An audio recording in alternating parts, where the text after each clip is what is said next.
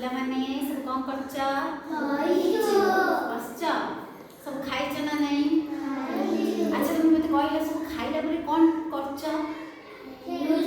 ଖାଇଲା ପରେ ଆଉ କଣ କରୁଛ? କଣ ପିଉଛ?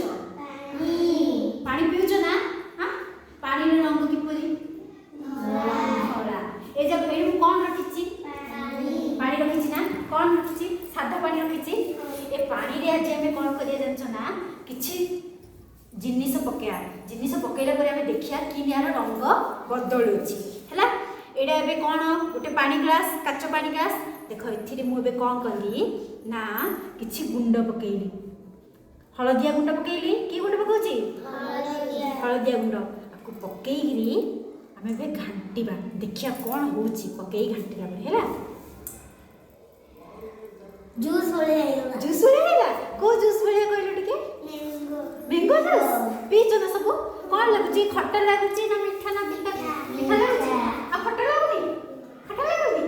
ଓ ହେଲେ ତମେ ବୋଧେ ଦେଶୀ ଆମ୍ବର ଜୁସ୍ ପିଇ ଦେଇଛ ଆଉ। ଆଚ୍ଛା ମତେ କହିଲ ଏ ପାଣିଟା କଣ ଥିଲା? ପାଣିର ରଙ୍ଗ ଫାଷ୍ଟରେ କଣ ଥିଲା ଯେ? ଧଳା ଥିଲା। ଏବେ କଣ ହେଲା? ଦେଖିଲେ ନା? ମୁଁ ଏଥିରେ କୋଉ ଗୁଣ୍ଡ ପକେଇଲି? ହଳଦିଆ ଗୁଣ୍ଡ ପକେଇଲି। କଣ ହେଲା? ହଳଦିଆ। ଏବେ ଆମେ ଏଇଟା ଦେଖିବା। ଏଥିରେ ଆଉ ଗୋଟେ ପାଣି, ଏଥିରେ ଆଉ ଗୋଟେ ଗୁଣ୍ଡ ପକେଇବା ହେଲା। ଦେଖିଆ ଆର ରଙ୍ଗ କଣ ହଉଛି? ହଁ ଦେଖିଆ ଆର ରଙ୍ଗ କଣ ହଉଛି? ଆର ରଙ୍ଗ କଣ ହେଲା? ପିଙ୍କ। ଆର ରଙ୍ଗ କଣ ହେଲା? ପିଙ୍କ। ପିଙ୍କ ହେଇଗଲା ନା ନାଇଁ? ଇଏ ଆଗେ କଣ ଥିଲା? ସାଧା ପାଣି ଥିଲା। ମୁଁ ଏବେ ଗୁଣ୍ଡ ପକେଇଲା ପରେ କଣ ହେଇଗଲା? ପିଙ୍କ ହେଇଗଲା। ତମେ ଦେଖିଲ ନା ସାଧା ପାଣିରେ କେମିତି? ସାଧା ପାଣିରେ ଖାଉ କୃଷ୍ଣା। ସାଧା ପାଣିରେ ଏ ରଙ୍ଗ ପକେଇବା କଣ ହେଲା? ପାଣିର ରଙ୍ଗ ବଦଳିଗଲା ନାହିଁ ଯେ? ଏଇଟା କଣ ହେଇଗଲା? ଏଇଟା ହଳଦିଆ ରଙ୍ଗ ହେଇଗଲା। ଏଇଟା କଣ ହେଇଗଲା? ପିଙ୍କ ହେଇଗଲା, ଗୋଲାପୀ ହେଇଗଲା। ଏବେ ତମେ ଟିକେ ନିଜେ କରିକି ଦେଖିବ ନା କେମିତି ହଉଛି କଲର? ଏଇଠି ଦେଖିବା ତମେ ନିଜେ ଏକ୍ସପେରିମେଣ୍ଟ କିଏ କରିବ ଜାଣିଛ ନା? ଆନନ୍ଦ କରିବେ ହେଲା। ଆନନ୍ଦ କରି ଦେଖିବେ। ଦେଖିବା କୋଉ କଲର ଆସୁଛି। ଦେଖୁଛ ନା? ଦେଖ କେମିତି ସାଧା ପାଣିରେ ଆନନ୍ଦ ପକଉଛନ୍ତି।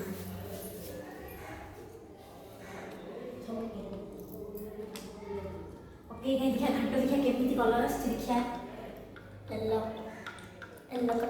ଏଇଟା କୋଉ ଜୁସ୍ ଟାଇପ କହିଲା କହିଲେ କି କୃଷ୍ଣ? ତମେ କହୁନ ଏଇଟା ବି ମ୍ୟାଙ୍ଗୋ ଲଗା। ଅରେଞ୍ଜ ଜୁସ୍ ନାହିଁ କି? ଅରେଞ୍ଜ ଜୁସ୍ ପିଉନି? ଦେଖିଲେ ନା କି ପାଣି ଥିଲା? କୋଉ ପାଣି ଥିଲା? ସାଧା ପାଣି ଥିଲା। ଏଥିରେ ତାକେ କଣ ପକେଇଲେ?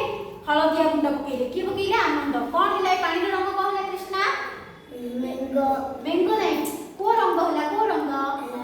ହଳଦିଆ ରଙ୍ଗ ହେଲା। ତମେ କଣ ଜାଣିଲ ଯେ ସାଧା ପାଣିରେ ଆମେ ସାଧା ପାଣିରେ ଯଦି ଆମେ କିଛି ଗୁଣ୍ଡ ପକେଇବା ତାହେଲେ କଣ ହଉଛି? ପାଣିର ରଙ୍ଗ ବଦଳି ଯାଉଛି। ବୁଝିଲ ନା? କେମିତି ଲାଗିଲା ଏଇଟା?